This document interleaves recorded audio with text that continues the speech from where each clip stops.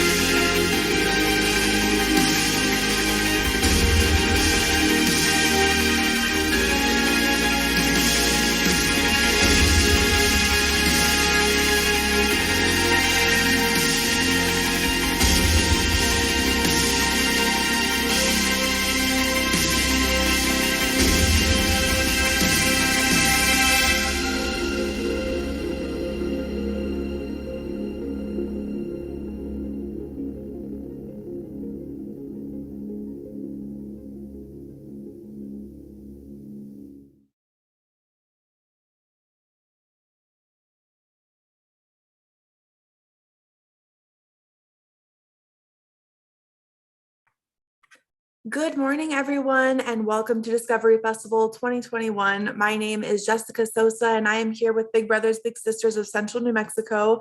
We're so excited to have you here today. We have an awesome presentation from the Bernalillo County Sheriff's Office Metro Air Support Unit. We're going to be sharing a fun video. If you have any questions, please put them in the chat and we will ask them live. I will go ahead and pass it over to Joe, who I am promoting to panelist right now, so he can go ahead and share the video for you. Hello, this is Joe with Bernalillo County Commissioner Charlene Piscotty's office, and I was hoping maybe Undersheriff Larry Corrin is on, and he can kind of go over what the Bernalillo County Sheriff's Office Metro Air Support Unit does, and then we can start the video.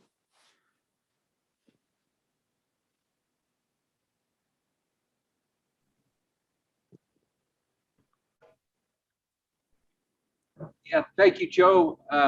Just want to make sure everybody can hear me. Yes, we can hear you. Very good. Under Sheriff Larry Corrin here, Lieutenant Fred Beers, and then our maintenance supervisor, Ian Day.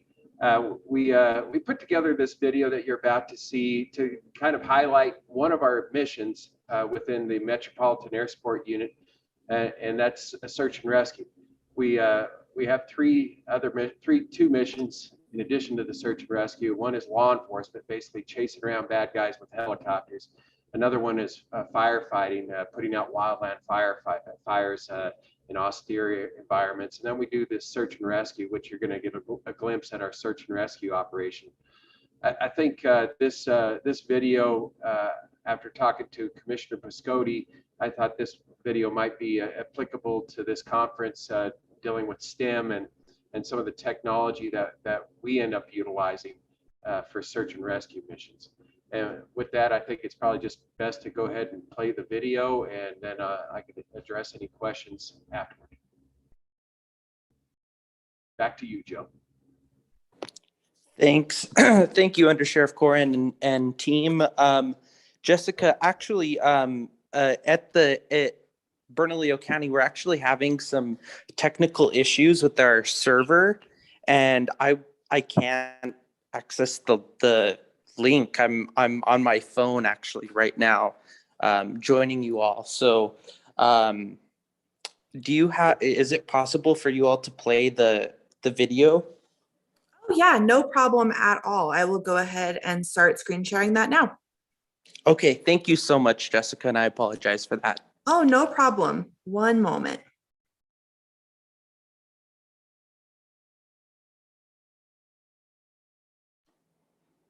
In the meantime, Undersheriff, there's a question of what kind of helicopter that is.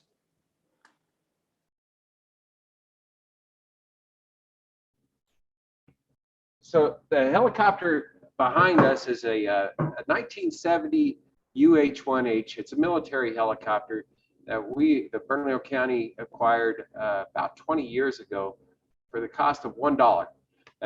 It's basically repurposing military surplus equipment and putting it to civilian use. And in this case, our case, it's search and rescue primarily and firefighting with this particular helicopter. Occasionally we'll do law enforcement work with it as well.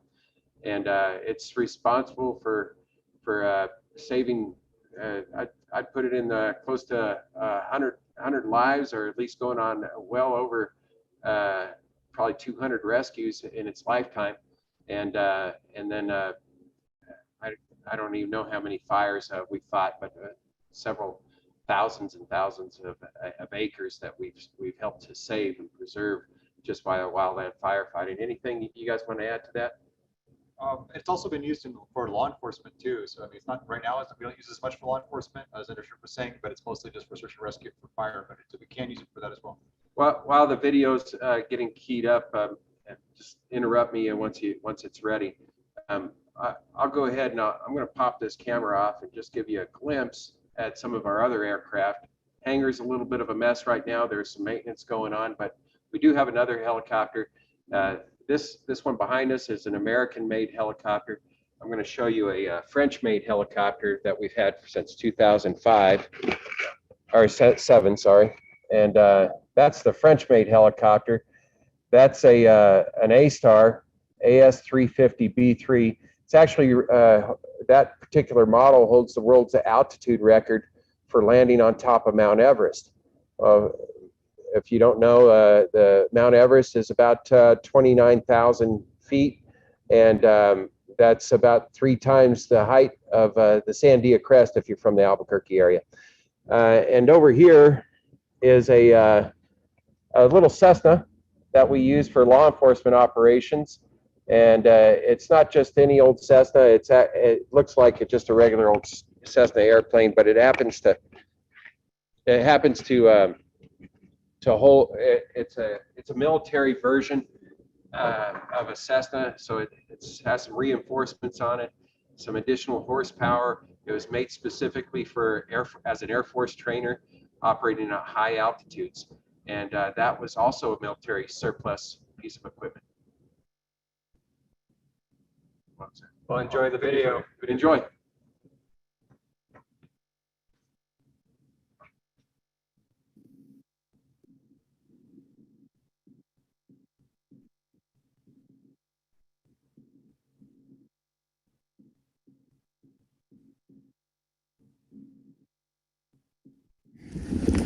Are you okay? What happened? I fell off my bike. It hurts so bad. Where does it hurt? Yeah. All of this. 3905 Charlie Delta. Metro 2 to Medic or RS1 and 2. Is it the same location that we dropped you in off? Any altitude? Exactly same location. We have 2 and 1 rigged in the pet bag. And we have you on visual. Got him. We're below 40, clear to skid, clear to horse.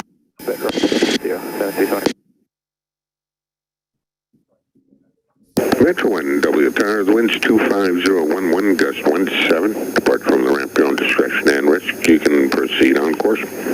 Metro 1, thank you. So Larry, I really appreciate the opportunity to see firsthand all this amazing technology and your dynamic targeting and this ATAC capability. How has that changed what you all are able to do in search and rescue operations? Well, you know, Charlie, I've been doing this for about over 20 years.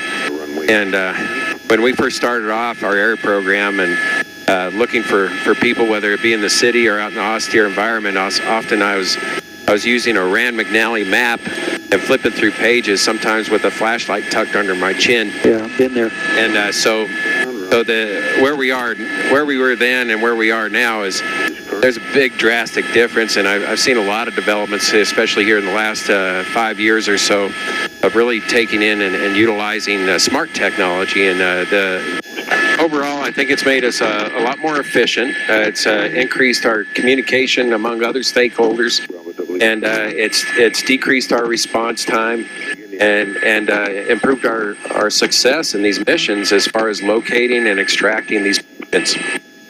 And certainly increasing your situational awareness on every level, it seems, because your rescuers on the ground are able to see pretty much everything you're able to see up here. It's not unique to just those in the cockpit.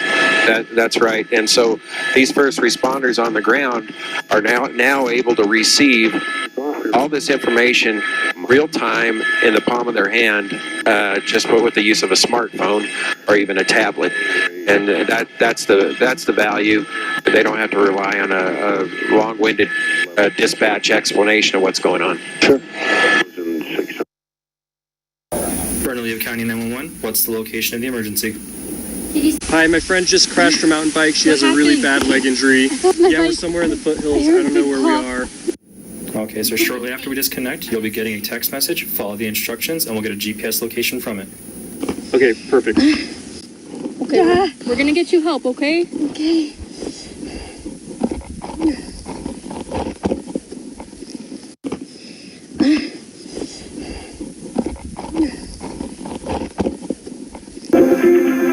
I got a call coming in. It looks like we might have a call. Hello?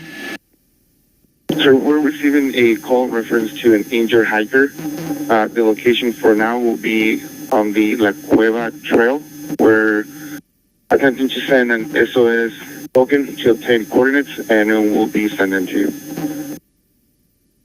Okay, that's a good copy. You have a injured hiker on La Cueva Canyon with a femur fracture. Metro 1's going to go ahead and RTB to the hangar and prep Metro 2 for possible extraction by hoist.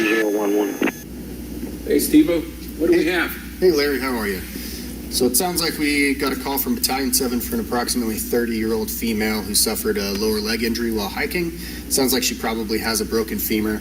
Rapid SOS through dispatch has her GPS located here at the blue rectangle. We've since sent a token through Atac, which has identified her here at the red triangle, and that's going to be our patient location. We've got ground resources on the way. They're getting ready to make their way up the trailhead. We've identified their staging area here at the La Cueva Trailhead parking lot. The red line here is going to be the trail they're going to take on the way in, and then also if for whatever reason we have to abort the mission with the helicopter, that'll be their route to extract the patient back to that parking lot. I got to tell you, Steve, I've been in this area before. It's very rugged. You can see there's a lot of rocks in there. This is all rising terrain over here to the east. It's a tough trail. We definitely need to help these guys out and extract her by air if we can. Okay, and it looks like one of the other helicopters is up right now. It's an airship that's not ready for any kind of extraction, but it does have a live video feed. It looks like we're getting it now. And where there's I believe that's the patient there. It looks like somebody's trying to flag the helicopter down, and so we'll definitely be monitoring that.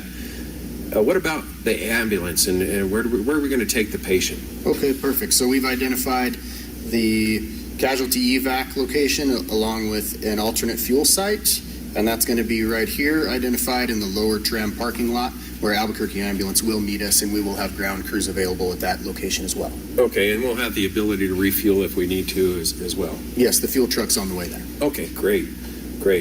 Well, I see here we also have some weather data. I'm going to go ahead and utilize this information to crunch my numbers on the helicopter, but I think at this time we're pretty much good to go as far as going through our checklists, and let's get to the helicopter. We're going to be geared for a rescue. PPE donned and double checked. We did do a 10-point check. Everybody else has been 10-point checked, right? Okay.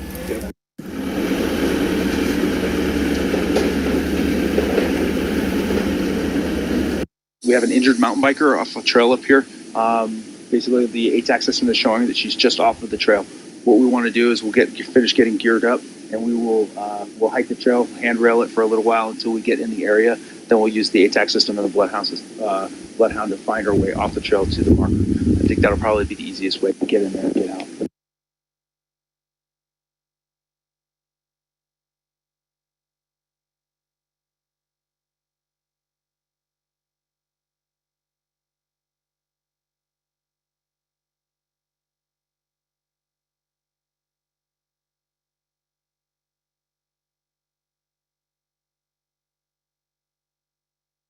Medic 1, Medic 2 are on restraints. They are. And set hoist power on. Hoist power coming on. I got hoist power. And rescue checklist number 2 is complete. Okay, rolling out to 6,600 RPM. All engine instruments green and black.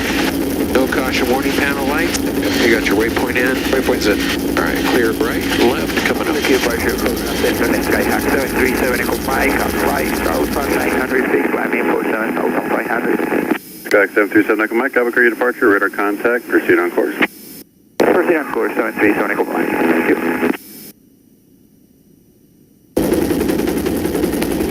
And Metro 2 is en route.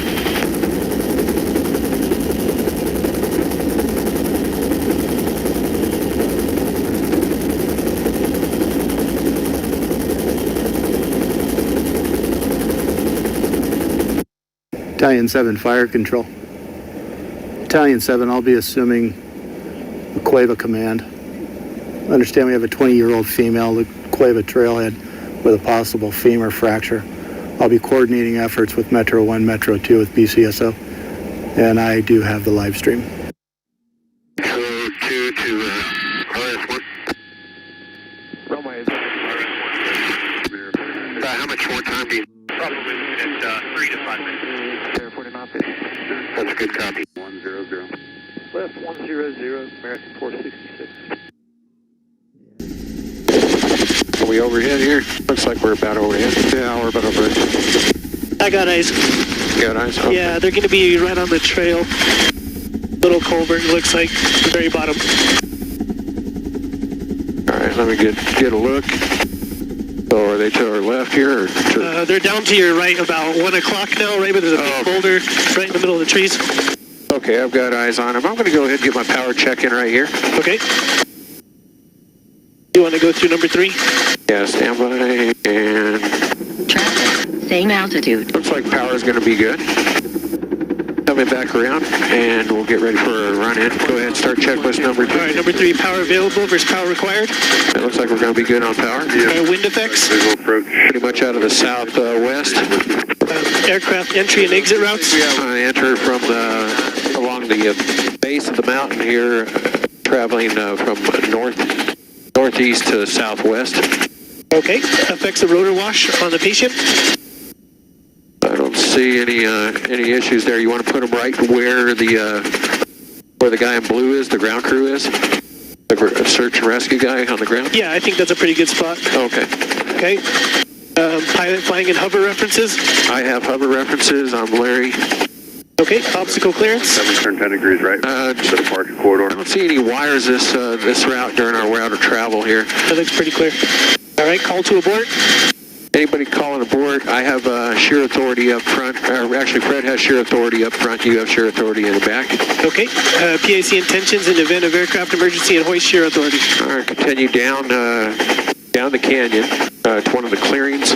If I can make it to our LZ at the base of the tram, that's where we'll end up going. All right, and a rehearsal, yes or no? No rehearsal necessary for me. You all right? All right, yeah, good to go. On scene, briefing complete. Okay. And we are below 40. All right, SO is ready to skid. I'm getting RSs hooked up right now. Okay. We're clear to skid, clear to hoist. Climbing via the... All right, SO's out on skid. All right, starting to run it. All right, going to be moving RS out to skid. Yeah, I still got RS on skid. I'm going to keep it just for... And I'm losing visual now. All right, continue on this line. RS is on the way out. And watch my left side there, Fred. Watch and listen. Just for the rising terrain. And you're still on a good line. Continue on this line for 20. Still on a good line. Continue for 10. 5. 4, 3, 2, 1. Hold your hover. And right for 1, please. Right for 1. And hold your hover. RS is on the ground. Disconnected. And bringing in an empty hook. Hook's on the way in. All right, we'll come back around, let them make contact, patient contact. All right, and you should be clear easy forward. Clear easy forward.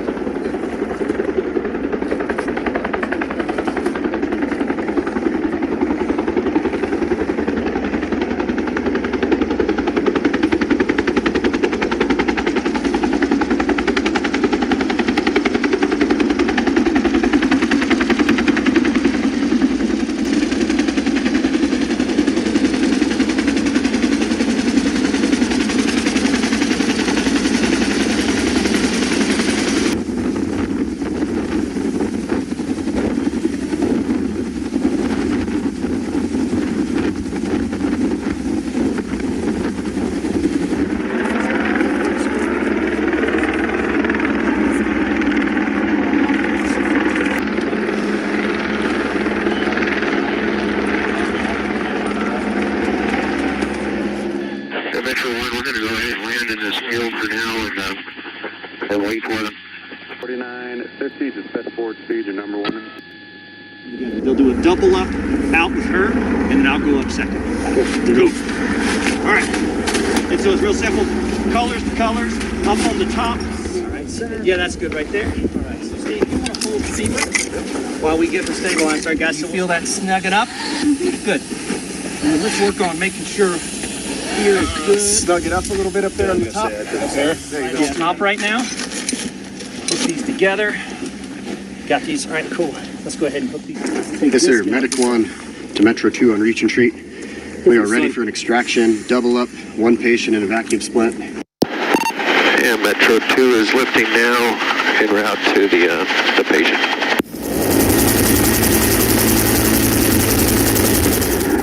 All right, Metro 1 is coming in, so they'll be inbound in just a second. Go with 3750, contact Albuquerque Center 13218. Good day. 32, good day, go 3750. All right, you're on a good line here. Continue on this line for another 40. Fred, if you just keep your eye on the rising terrain to our left. Copy that, watching it. And still on a good line. For another 20. They got hook in hand. Easy left. And I'll lift him up, just give me... All right, taking out the slack. And back for 1 for me, please. Back for 1. And hold your back, and you're clear to lift. Lifting. All right, and they're coming off the ground. Power is good. All right. Continuing to lift. Advise when we're clear, easy forward. All right, and we're clear, easy forward. All right, you start reeling them in. And they're coming in.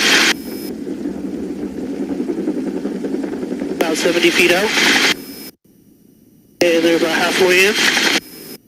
Departure sky was 3750, 8,600, climbing 9,000. And keeping it below 40. All right, down about 10 feet below skid. Join the departure. All right, climb, maintain flight level 200. And the departure sky. RS patient at the skid. And moving them in. And Albuquerque departure, radar contact, climb, maintain flight level 200. And RS and patient in the cab, and SO is back in the cab. And Metro 2 is en route to the landing zone to rendezvous with Albuquerque ambulance.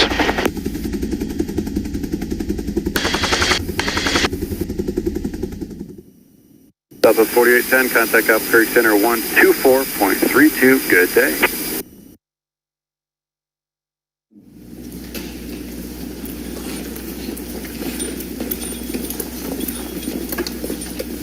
It's a great mission. I think things worked out from my perspective very well. But as normal, as we usually do, I just want to go over a debrief. of the mission overall. Why don't we start with you, Steve, since you were the one who initially kind of got the information. Perfect. Yeah, we got the call from Battalion 7. Rapid SOS token had already been issued by dispatch, and then we confirmed through TAC. We arrived on station. I was the first rescuer out of the helicopter. That transition went really smooth. Hoist operator did a great job. My insertion went really smooth. I was put down within 5 feet of the patient. I was able to make quick patient contact, do a quick assessment, determine she did have the isolated femur fracture. Gave her some pain medication, which seemed to take the edge off. Right around that time, the second medic was inserted. Yeah, right before I was being inserted, I looked down at my Samsung and on TAC and saw that the ground crews were basically just almost to the patient location. So as soon as I was inserted, Steve was already doing patient care, and they were able to assist in helping us put the patient into the bag, rescue bag, and then hoist into the aircraft. I could really appreciate the fact that we're at this point now where a lot of this technology that we're integrating is starting to work a bit more smoothly. It's been a heck of a learning curve over the years, but I think we finally got it to where it's actually paying off. And to have ATAC or TAC information coming in on our Samsung devices or Android devices, whatever you might have on you, and tablets, it's invaluable. And knowing that patient location, being able to see the ground crews making their way to the patient right in the palm of our hands, it worked out very well. And also where that ambulance was staged, so that we could get that patient transferred over to that ground support, so that they could get her to the hospital. We had the Airbus AS-350 helicopter up, our camera ship basically, live streaming video as well. I really appreciate that. It gave me a reminder of the seriousness of the terrain and how important it was to get that patient out of there, so that the ground crews weren't going to have to hike her out. And so I think it worked out well. I didn't have any major concerns with any power issues. The Bell helicopter worked out great, and the camera on the FLIR camera on the other ship worked well. Yeah, I know the incident commanders were finding the live stream to be very valuable, being able to see that rescue operation in real time. Yeah, any of that feedback that we get from those ground crews as well, I'm interested in hearing that. Steve, I know you're going to be working on the after action.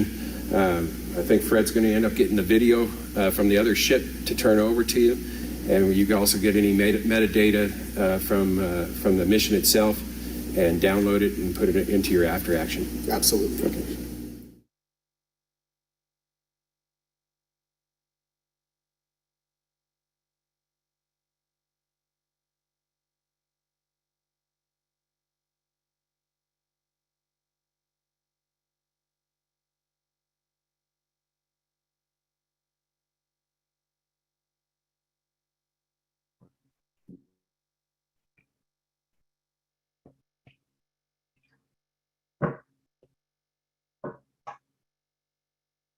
So I'm not sure if all the questions are. I've received several questions from anonymous attendee.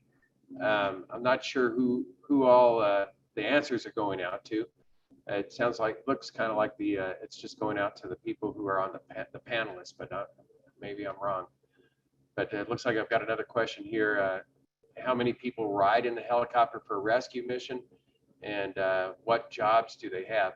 So you can see that with that particular demonstration of a rescue, in this particular helicopter, so normally 3 people are at a minimum are in the helicopter behind us, and so that's the pilot, the hoist operator, the guy who's that's what Fred does, is he'll operate the hoist, and he's called basically a systems operator, and he'll put down a paramedic. So pilot, hoist operator, and paramedic.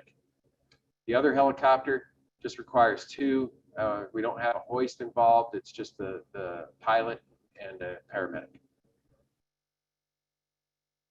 Any other questions? Yeah, we've actually had quite a few come in. Let's see. So I'm on a panelist, so all I saw were questions, I guess, probably from other panelists. Yeah. So we're also streaming on YouTube. So we're monitoring that chat as well. And so that's where these specific questions came from. Oh, okay. Let's see. So one student asked, how many missions do you usually have in a year? We average, I think the latest count here is about 50 to 60 search and rescue missions per year here in the state of New Mexico. That's just for us. There's another state police and National Guard that operate out of here as well. And I'm sure they get their fair share of rescues as well. Okay, and then what is the Atac system mentioned in the video? I'm going to let Ian describe the Atac system. It's a team awareness kit, and he can go into the details on that. Yeah, so Atac is developed by Special Forces for the military. I think you have a upcoming lecture from Air Force Research Labs. That's one of their systems. And it became available in public safety after we lost a big crew of Granite Mountain hot shots in Arizona. Somebody was tapped on the shoulder, shown the capabilities, and they gave us a sliver of what the military uses, and we got involved with the program as its infancy of becoming available for public safety, and it's been a great success. So kind of in a nutshell, it's a way of being situationally aware of all the stakeholders, the team involved in a mission. So for us, what you saw there was a glimpse of Atac when we were given the briefing of where we were going to go and what we were going to do. And then you saw a little bit of Atac on the map overlay. You probably saw some dots there that said rescuer or search and rescue or SAR personnel. And each one of those dots are actually your cell phone. Yeah. And they're tied into this team awareness kit, and allows the whole team to have real-time situational awareness of an incident, so that we could all be on the same page, not really having to rely too much on. You hear a lot of radio traffic, but we also have this other means of communicating through TAC, just the way you might do with your cell phone, with some added features that aren't really readily available on somebody's cell phone. The TAC system also allows us to have some interoperability with other agencies, and so we have in one rescue alone, we could be working with, of course, our fire department. We could work with the sheriff's department. We could work with volunteer organizations, as well as any state organizations, and it gets us all on the same page. And we could send the live video feed to about 500 first responders. So that's where that live situational awareness really comes into play. If you get a chance to log on to, if you have Facebook, if you get a chance to go on Facebook, check out Bernalillo County Sheriff's Office Facebook. We just did a recent test of some live video streaming on our and a little bit of Atac work on that as well. And we just tested it out for about 18 minutes. Worked great. Good sound quality coming through, and it shows all the movie map overlay as well. So it's a way of also sharing with the public, being more transparent. There's another question up there. It says, what does situational awareness mean? So if you saw on the screen, the map that you saw on the screen, it is under Sheriff Corn was saying, these are those dots represented a person. So basically what is, each person has a phone, and they can each look on each person has that map, and each of those dots represent someone else. So basically we can look, and everybody who's there with one of those phones can look and see where everyone else is at. So situational awareness is basically knowing where the rest of our team is at, where we also mark when we're going to where a patient is at. So we know where the patient's at. So we're trying to so this basically gives everyone that knowledge. So instead of us basically only being aware of a certain person knowing everything, now everyone can actually have that situational awareness or know where everyone else is at. So where are the patients at, where your team members are at, where the helicopter's at, where our landing zones are at, like that. So it's basically just having that that situational awareness is basically just knowing where everything's at and what's going on. And to include watching quick moving weather, it comes into our maps too. Yeah, it's just kind of expanding your whole universe, so you know what's all around you, but you're doing it virtually, basically through your phone, rather than having to look around. And so if there's, for example, if you're down in between a couple of mountains in a canyon area, you don't know what's on the other side of the canyon unless you climb to the top. But with this this device, you could stay in the canyon, look at your device, and see what's on the other side of the canyon or over the ridge. Somebody asked, do you use night vision? Yes, we do. We use night vision. In fact, I was using night vision last night while flying around, and it works very well. We also do night rescues with this helicopter behind us, and yeah, we definitely use night vision. And our camera also has infrared, so we can see heat signatures and clear as day during the night. Great. And then let's see, we have several more questions here. Do you provide first aid on the helicopter? Yeah, we do. We actually have the paramedics. They're from the Bernalillo County Fire Department and from the University of New Mexico. We have paramedics and doctors who fly with us, and they'll go on the ground. Actually, as you saw, it being lowered by a hoist, and they can do so they provide medical care to the patient on the ground, and we also provide the medical care in the helicopter. Although we're not like an ambulance, so we don't carry like a complete ambulance, but we can provide quite a bit of medical care on board the helicopter. So our primary thing is to stabilize the patient. Once we encounter the patient, whatever, like someone who's injured on a hiker or something like that, stabilize that patient. And then our goal is to get them to a higher level of care, usually to an ambulance on the ground, another ambulance helicopter, or we will also transport a patient if we need to straight to the hospital. Yeah, we're just trying to get them off the mountain or out of that bad situation and turn them over to an ambulance, or sometimes take them directly to the hospital. The medics that fly with us, we have Bernalillo County firefighters, regular old firefighters that go out and put out fires, that have some specialized training as medics that fly with us. And then they have another layer of training that deals specifically with air operations and flying in a helicopter. The lieutenant mentioned UNM, the University of New Mexico. It's actually a University of New Mexico hospital. We actually have some physicians that train with us and fly with us as well. So some doctors, basically. And that care and service is free to our taxpayers. Yeah, we don't stick somebody with a bill after we rescued them. Right, and some of the rescue operations may charge, but we don't. So. And it looks like I actually asked you that right as another one came into the Q&A of how does the night vision work? Go ahead and describe that.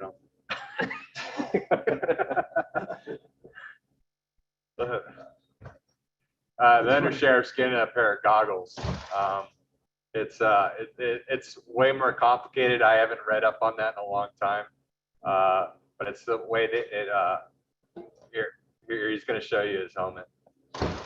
So I'm sure there's some gamers listening today, but basically the night vision it looks like a set of binoculars here, and it's there's some phosphorus lens inside, and the phosphor actually ends up receiving a light. It's very sensitive towards light when light enters, and it allows us to kind of, and I don't know all the, I should say I should know because I've been through the class many times, but essentially the images out here, it operates on a very low light.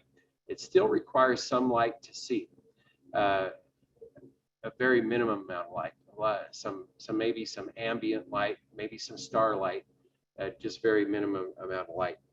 And there's a battery pack on the back of this helmet that has a couple different bays of batteries. And basically the goggles end up mounting in this rack, slides down, and the battery pack helps to amplify whatever light is around in the environment at the time, and allows the phosphorus to kind of be activated, the phosphorus lens to be activated, and that allows whatever image is out there to, or whatever object is out there that we're looking at to be visible to our eyes. I know that the people when we're looking at something, it's not always, you kind of lose some depth perception a little bit, and but it's effective in a few ways, in that we could look for somebody during the night with this, with the night vision goggles. It's kind of limited.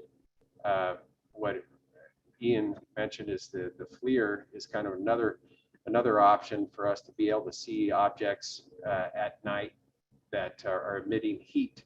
Of course, we could see them during the day too, but during the night is when their FLIR is most effective. And that's a forward infrared camera, basically. And the FLIR is actually a company name, but it's an infrared camera. I hope that helps. Yeah, and you could use your cell phone if you're ever lost. And our guys have the high ground from the air. They have seen the cell phone light from over 20 miles away on their goggles or on their FLIR infrared. So you've heard of phosphorus. Phosphorus is usually something that used on matches to start a fire. There's different types of phosphorus. This particular set of goggles uses a green phosphorus, and a lot of night vision goggles now are coming out in white phosphorus now. Oh, scroll off. Yeah, scroll here. See if there's.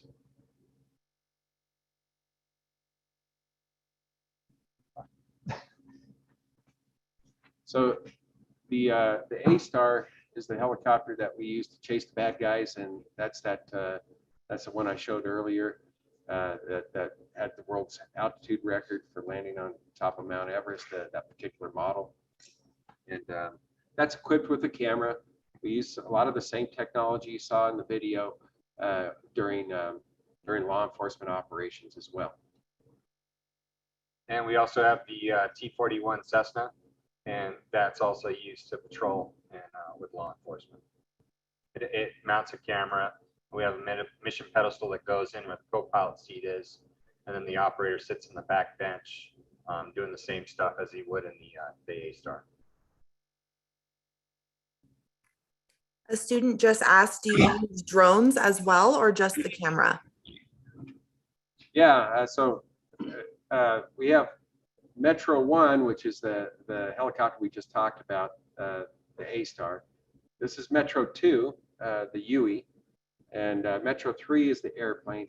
Metro 4 is our drone, which is sitting in a box about 20 feet away from it. And we do have a drone as well. That also has a FLIR camera on it as well, so it's able to see during the night, and a day colored high definition camera. It's not something you'd use to chase vehicles because the battery life is about 20 minutes, but it might help in a more tactical or a fire hotspot situation. Yeah, more of those stationary events or incidents, the ones that kind of stay in a confined area more or less. As Ian said, we don't use that to chase vehicles.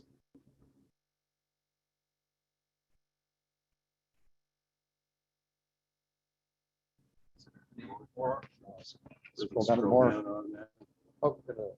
Does SWAT ever use the helicopter? Yes. In fact, we were just on an exercise last night with SWAT, and then the day before we ended up helping our SWAT, not only our SWAT team, but the state police SWAT team apprehend a suspect. And we are capable of doing insertions with our SWAT team as well. So the SWAT team will come in, they'll rappel from the helicopter and practice getting in and out of the helicopter in kind of in different environments. Now I get that question a lot. Do you put miniguns on the helicopter? And no, that's come up, but no, we haven't got to that point yet. Maybe we'll see how things go. Yeah, there's no weapon. I'm talking voice from outside. Yeah, there's no weapons on any of our aircraft. I mean, that are built onto the aircraft. So even though these were two of our aircraft were former military, there's no weapons on them. All the weapons were taken off, or if there were any weapons on them there if we ever received them. All right, we have a question from David in Albuquerque, and he's asking, what was your most exciting mission? I guess that changes with everyone. I mean, I think probably at the time, there's not too much excitement, and why I say that is because we undergo a lot of training and we get a lot of experience over the years, and so some things that might seem exciting for maybe the lay person are not too exciting for us because we've trained for a lot of these missions over and over again.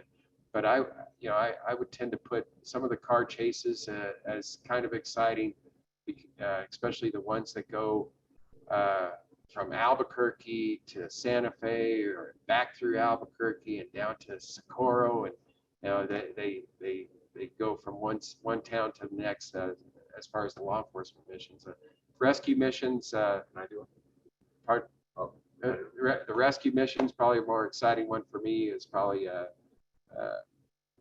one where this lady had fallen off a cliff, and she was a rock climber, took about a 60-foot fall, and it was very challenging area as a pilot to kind of get into, and then insert our rescue specialist in it, because there was a lot of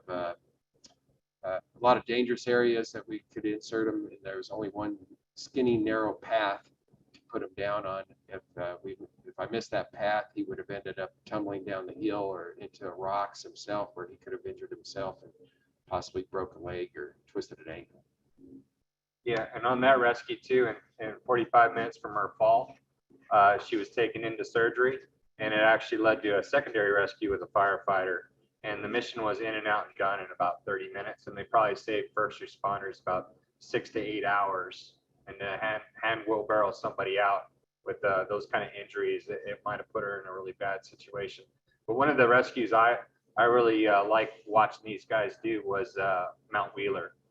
They did a rescue recently at 14,000 feet.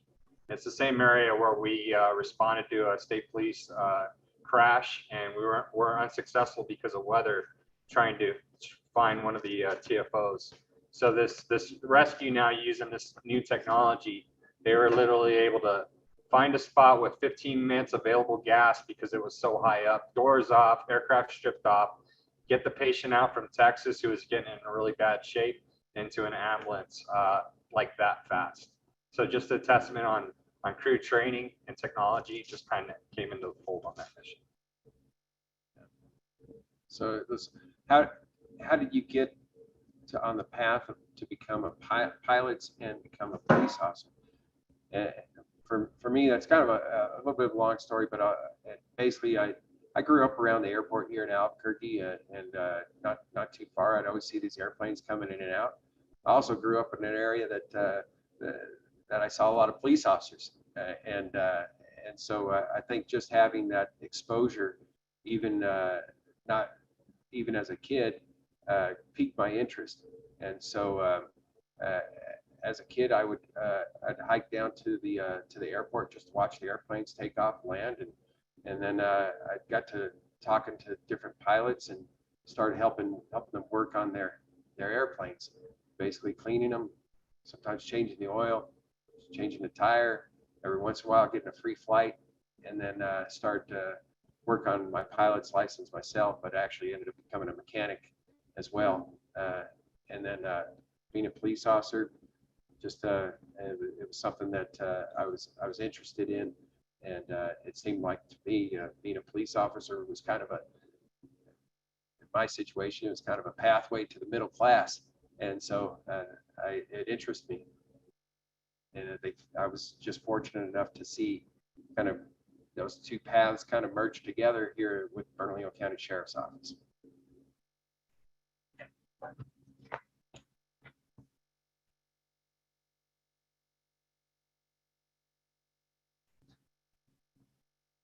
You're welcome. Somebody said thank you for keeping us safe, and you're very welcome. We never get tired of hearing that. Appreciate it.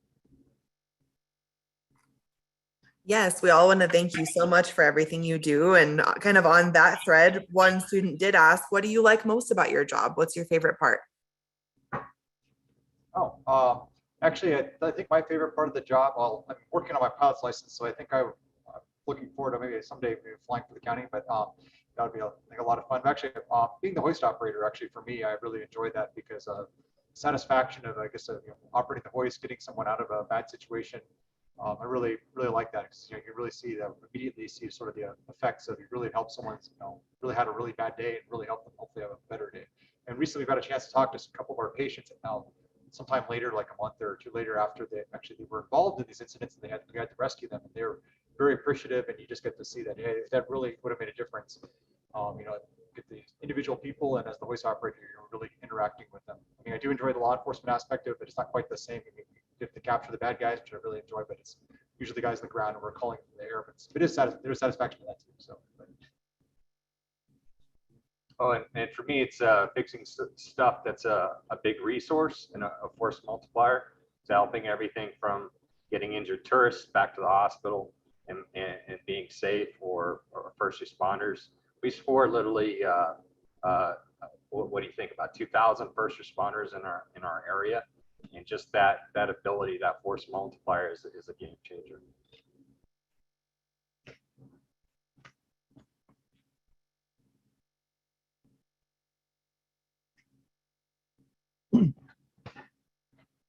I have a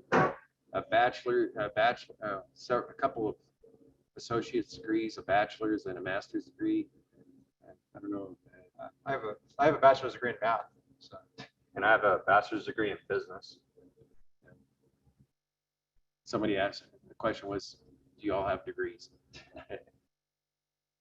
None of actually, I guess yours is the only one STEMs.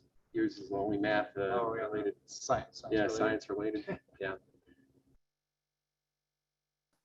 We have a teacher that asked, if I have a student who is interested in pursuing this in the future, what's something that they could do to start getting involved now? I think I would recommend, and I happen to be a K through 8 teacher, licensed teacher as well, but having that exposure is probably the best thing if they wanted to go into law enforcement in particular. And oftentimes your law enforcement agencies, pre-COVID, were conducting different camps, summer camps and things of that nature. And just stay in contact with your law enforcement organizations in your area, and look for those opportunities to have that exposure to law enforcement. And the same really goes for aviation as well. Aviation, there's there's the Young Eagles organization, there's the Civil Air Patrol, and any of those, bringing them in just the way you're doing now, to talk to your students and to meet with folks and discuss what they do and their mission. And most organizations like that do have some kind of outreach for youth, and it only behooves them to kind of continue to recruit our youth and educate them, and because they'll go on from there and become adults and then carry the torch for the organization and the missions that they help support. I think Fred could probably tell you a little bit about Civil Air Patrol right now. I think he's kind of going through that with his son. Yeah, my son actually just recently joined the Civil Air Patrol, and so he's going through that, or just starting up with them right now, and that's a great program. He's in middle school, so they opened up their middle school through high school as far as open for basically for kids.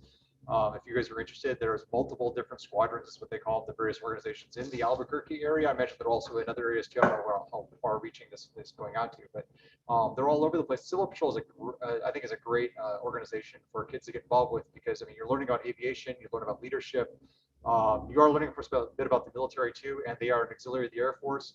So it's a little bit different than the Reserve Officer Training Corps, or ROTC, which is just directly involved in the military. The Civil Air Patrol actually has a mission unto itself, so it's a little bit different. So not only are you learning about things about aviation, leadership, and about the military, they actually have a mission they're actually doing that's actually happening right now. They also do search and rescue missions too. So it's a little bit different, and they help with disasters, things like that. So the cadets, so the kids who are involved, can assist with that. Obviously, at limited capacities for safety and things like that. So there's an actual mission actually happening as well. So I highly encourage people to seek out the local Civil Air Patrol. Yeah, and my maintenance experience, along with my other mechanic, came from the military. So I was rescued as a kid surfing, and it piqued my interest. So I joined the Navy, started working on the same helicopters that rescued me. So the Navy's a great place to get that on-the-job training, and also that degree money if you need to. As an educator, I'd encourage any educator, especially a high school educator, but perhaps a junior or senior year, to really try to include some kind of internship or some kind of experiential training that they might receive through either law enforcement or or aviation, and talk to those organizations and kind of be that voice for these youth that might want to get exposure to those organizations or to that profession, and give them an opportunity to kind of get some high school credit and also some exposure to whatever science STEM program or science or technology industry might be out there. I know with the Sheriff's Department, we take on occasionally high school students to spend a few weeks with us, and then they end up doing their report at the end of their term and as far as their experience.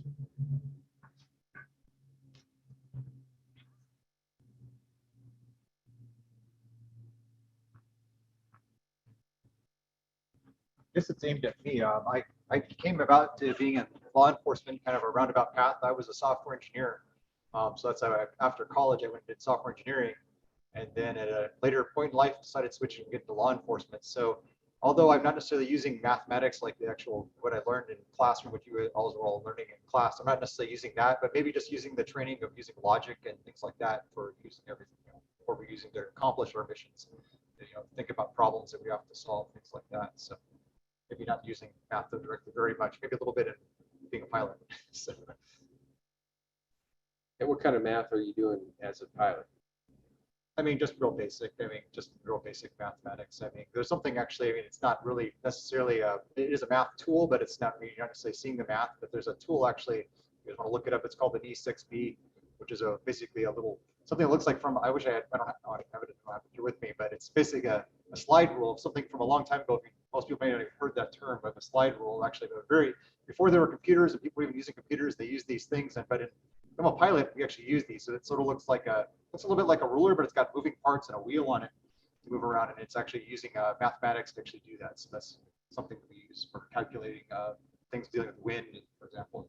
Now, I know both these guys use a lot more math than they're admitting, but we use a lot of math. We use a lot. More math than I do. So we use math for calculating weight and balance on the aircraft, and we just finished weighing the airplane recently, making sure that we did some modifications on it. Actually, Ian and our other mechanic did some modifications on it. It needed to be weighed to make sure it's going to stay in the air properly and fly correctly.